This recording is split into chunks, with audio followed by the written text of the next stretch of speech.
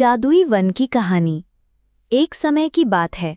एक छोटे से गांव में परी नाम की एक बहुत ही जिज्ञासु और प्यारी बच्ची रहती थी।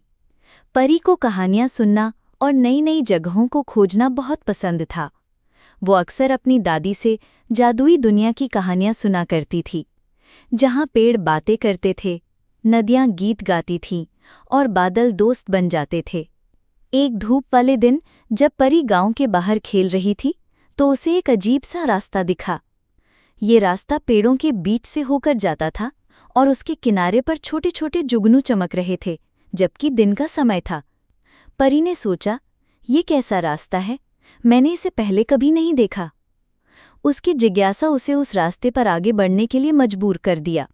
जैसे जैसे वो आगे बढ़ी, हवा में एक मीठी सी खुशबू फैल गई और पेड़ों की पत्तियां आपस में फुसफुसाने लगीं, जैसे वे उसका स्वागत कर रही हों।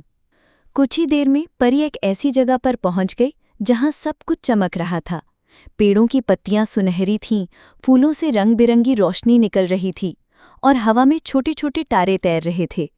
ये सचमुच एक जादुई वन था।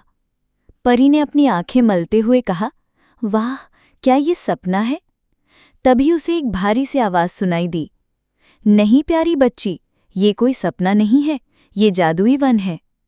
परी ने देखा कि आवाज एक बहुत बड़े पुराने पेड़ से आ रही थी, जिसकी शाखाएं जमीन तक फैली हुई थीं। पेड़ की आंखों में एक गहरी चमक थी और उसकी छाल पर काई की जगह छोटे छोटे फूल खिले हुए थे। परी थोड़ी डर गई, लेकिन फिर उसने हिम्मत करके पूछा, आप कौन हैं? पेड़ ने मुस्कुराते हुए कहा, मैं वृक्ष बाबा हूँ, इस जादुई वन का सबसे पुराना और ज्ञानी पेड़। तुम यहाँ कैसे आई प्यारी बच्ची? परी ने अपनी पूरी कहानी बताई कि कैसे उसे वो चमकता हुआ रास्ता मिला। वृक्ष बाबा ने ध्यान से सुना और फिर कहा, तुम बहुत भाग्यशाली हो परी। ये रास्ता केवल उन्हीं को दिखता है जिनके दिल में सच्ची जिज्ञासा और साहस होता है। परी अभी वृक्ष बाबा से बातें ही कर रही थी कि उसे अपने कंधे पर कुछ गुदगुदी सी महसूस हुई। उसने देखा कि एक छोटी सी परी, जिसके पंख तितली जैसे थे और जो एक चमकती हुई छड़ी पकड़े हुए थी, उसके कंधे पर बैठी थी। वो बहुत छोटी थी, लेकिन उसकी आंखें शरारत से भरी थीं। नमस्ते, मैं टिंकल हूँ, इस वन की सबसे तेज परी। तुम कौन हो? परी हंस पड़ी। मैं परी हूँ, तुम कितनी प्यारी हो। टिंकल ने अपनी छड़ी घुमाई और परी के बालों में कुछ चमकते हुए फूल लगा दिए।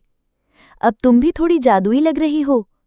तभी आसमान से एक बड़ा सा नीला बादल नीचे आया और वृक्ष बाबा के पास रुक गया। बादल बहुत शर्मीला लग रहा था। वृक्ष बाबा ने कहा, ये हमारा बादल दोस्त है, ये बहुत शांत रहता है, लेकिन जब जरूरत पड़ती है तो ये हमारी मदद करता है। बादल दोस्त ने धीरे से गर्जना की, जैसे वो परी का स्वागत कर रहा हो। परी ने हाथ हिलाया और बादल दोस्त ने अपने ऊपर से एक छोटी सी बारिश की बूंद गिराई, जो उसके हाथ पर गिरते ही एक चमकते हुए मोती में बदल गई। परी बहुत खुश थी। उसे एक ही दिन में इतने सारे नए दोस्त मिल गए थे। लेकिन तभी वृक्ष बाबा की आवाज़ गंभीर हो गई। परी, टिंकल, बादल दोस्त, मुझे तुम्हें एक बुरी खबर देनी है। हमारे जादुई वन की शक्ति कम हो रही है। परी और टिंकल हैरान रह गए। बादल दोस्त ने भी उदासी से अपना आकार बदल लिया। ऐसा क्यों हो रहा है वृक्ष बाबा? परी ने पूछा। वृक्ष बाबा ने समझाया, हमारे वन की सारी जादुई शक्ति जीवन ज्योति नामक एक विशेष फूल से आती है। ये फूल वन के सबसे गहरे हिस्से में उगता है, लेकिन पिछले कुछ दिनों से ये फूल मुरझा रहा है। अगर हमने इसे जल्द ही ठीक नहीं किया तो हमारा जादुई वन अपनी सारी चमक खो देगा और एक साधारण जंगल बन जाएगा। टिंकल ने दुखी होकर कहा, नहीं, ऐसा नहीं हो सकता, मैं अपने जादुई वन को नहीं खो सकती। हमें कुछ करना होगा, परी ने दृढ़ता से कहा। हम जीवन ज्योति फूल को कैसे बचा सकते हैं? वृक्ष बाबा ने कहा, जीवन ज्योति फूल को बचाने के लिए हमें अमृत बूंदें चाहिए। ये बूंदें चंद्रमा की झील में मिलती हैं, जो वन के सबसे ऊंचे पहाड़ के पीछे छिपी हुई है। लेकिन वहां तक पहुंचना आसान नहीं है, रास्ते में कई चुनौतियां हैं। परी ने तुरंत कहा, मैं जाऊंगी, मैं जीवन ज्योति फूल को बचाऊंगी। टिंकल ने भी अपनी छड़ी लहराई और कहा, मैं तुम्हें रास्ता दिखाऊंगी। बादल दोस्त ने धीरे से परी के सिर पर छुआ, जैसे वो कह रहा हो कि वो भी उनके साथ है। वृक्ष बाबा ने मुस्कुराते हुए कहा, मुझे तुम सब पर गर्व है, लेकिन याद रखना तुम्हें एक साथ काम करना होगा और एक दूसरे पर भरोसा रखना होगा। और इस तरह परी, टिंकल और बादल दोस्त की रोमांचक यात्रा शुरू हुई। सबसे पहले उन्हें चमकती हुई नदी पार करनी थी। नदी का पानी इतना चमकदार था कि उसमें देखना मुश्किल था। टिंकल ने अपनी जादुई छड़ी से कुछ जादुई धूल उड़ाई, जिससे नदी के ऊपर चमकते हुए पत्थर दिखाई देने लगे। टिंकल ने कहा, इन पत्थरों पर कूद कूद कर हम नदी पार कर सकते हैं। परी ने ध्यान से पत्थरों पर कूदना शुरू किया और टिंकल उसके आगे आगे उड़ रही थी। बादल दोस्त उनके ऊपर धीरे धीरे तैर रहा था, ताकि अगर कोई गिरे तो वो उसे पकड़ सके। उन्होंने सफलतापूर्वक नदी पार कर ली। नदी पार करने के बाद वे फुसफुसाते हुए पेड़ों के जंगल में पहुंचे। यहाँ के पेड़ बहुत ऊंचे थे और उनकी पत्तियां लगातार फुसफुसाती रहती थीं, जिससे रास्ता ढूंढना मुश्किल हो रहा था। पेड़ों की फुसफुसाहट कभी कभी डरावनी भी लगती थी। परी को थोड़ी घबराहट हुई, लेकिन उसने हिम्मत नहीं हारी। हमें रास्ता कैसे मिलेगा? परी ने पूछा। टिंकल ने सोचा और फिर कहा, मुझे पता है, ये पेड़ हमें डराना चाहते हैं, लेकिन हम डरेंगे नहीं। हमें उस आवाज़ को सुनना होगा जो सबसे शांत हो। बादल दोस्त ने कुछ बादलों को पेड़ों के ऊपर से गुजारा, जिससे फुसफुसाहट थोड़ी कम हो गई। परी ने ध्यान से सुना और उसे एक हल्की सी धुन सुनाई दी, जो बाकी फुसफुसाहट से अलग थी। मुझे लगता है कि ये रास्ता है, परी ने कहा, और वे सब उस धुन की ओर बढ़ने लगे। थोड़ी देर में वे जंगल से बाहर आ गए। अब उनके सामने अंधेरी गुफा थी। गुफा के अंदर बहुत अंधेरा था और अजीब सी आवाज़ें आ रही थीं। परी को डर लग रहा था। टिंकल ने अपनी छड़ी से रोशनी करने की कोशिश की, लेकिन गुफा इतनी बड़ी थी कि उसकी रोशनी पर्याप्त नहीं थी। हमें एक बड़ी रोशनी चाहिए, परी ने कहा। तभी बादल दोस्त आगे आया। उसने अपने अंदर से एक नीली चमक निकाली और गुफा के अंदर रोशनी कर दी। बादल दोस्त ने गुफा के अंदर एक रास्ता बना दिया, जिससे उन्हें आगे बढ़ने में आसानी हुई। वे गुफा के अंदर से गुजरे और दूसरी तरफ पहुंच गए।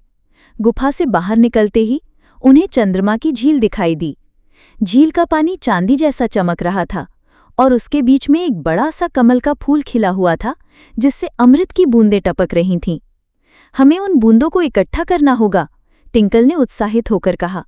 लेकिन झील के चारों ओर छोटे छोटे शरारती जीव घूम रहे थे, जो किसी को भी पास नहीं आने दे रहे थे। वे बहुत तेज थे और अगर कोई उनके पास आता तो वे उसे गुदगुदी करके हंसा देते, जिससे वो हिल भी नहीं पाता था। परी ने सोचा, हम इन्हें कैसे रोकेंगे? टिंकल ने एक योजना बनाई। मैं उन्हें अपनी छड़ी से चमकाऊंगी, जिससे वे थोड़ी देर के लिए चकाचौंध हो जाएंगे। उसी समय बादल दोस्त हमें झील के पास ले जाएगा और तुम अमृत बूंदें इकट्ठा कर लेना। उन्होंने अपनी योजना पर काम किया। टिंकल ने अपनी पूरी शक्ति से छड़ी चमकाई, जिससे वे शरारती जीव थोड़ी देर के लिए रुक गए। बादल दोस्त ने परी को अपने पीठ पर बिठाया और तेजी से झील के पास ले गया। परी ने एक छोटी सी पत्ती का इस्तेमाल करके अमृत की बूंदें इकट्ठा कीं। जैसे ही उन्होंने बूंदें इकट्ठा कीं, वे तेजी से वृक्ष बाबा के पास पहुंचे। जीवन ज्योति फूल अब और भी मुरझाया हुआ लग रहा था। परी ने धीरे से अमृत की बूंदें फूल पर डालीं। जादू हुआ। जैसे ही बूंदें फूल पर गिरी, वे धीरे धीरे खिलने लगा।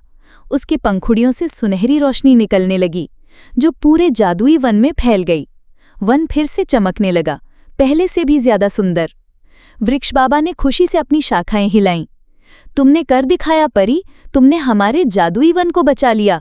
टिंकल खुशी से नाचने लगी और बादल दोस्त ने खुशी से बारिश की बूंदें गिराईं, जो जमीन पर गिरते ही रंग बिरंगे फूलों में बदल गईं। परी बहुत खुश थी। उसने अपने दोस्तों की ओर देखा, टिंकल, बादल दोस्त और वृक्ष बाबा। उसने सीखा कि साहस, दोस्ती और एक दूसरे पर भरोसा रखने से कुछ भी असंभव नहीं है। कुछ देर बाद जब सूरज ढलने लगा, तो वृक्ष बाबा ने परी से कहा कि उसे घर वापस जाना होगा। परी थोड़ी उदास हुई, लेकिन उसने वादा किया कि वो फिर से आएगी। वृक्ष बाबा ने उसे वही चमकता हुआ रास्ता दिखाया और परी अपने नए दोस्तों को अलविदा कहकर घर की ओर चल पड़ी। जब वो अपने घर पहुंची तो सब कुछ सामान्य लग रहा था, जैसे कुछ हुआ ही न हो। लेकिन परी के दिल में जादुई वन की यादें और उसके नए दोस्तों की दोस्ती हमेशा के लिए बस गई थी। और हर बार जब वो आसमान में चमकते हुए जुगनू देखती, तो उसे पता होता कि जादुई वन और उसके दोस्त हमेशा उसके इंतजार में हैं।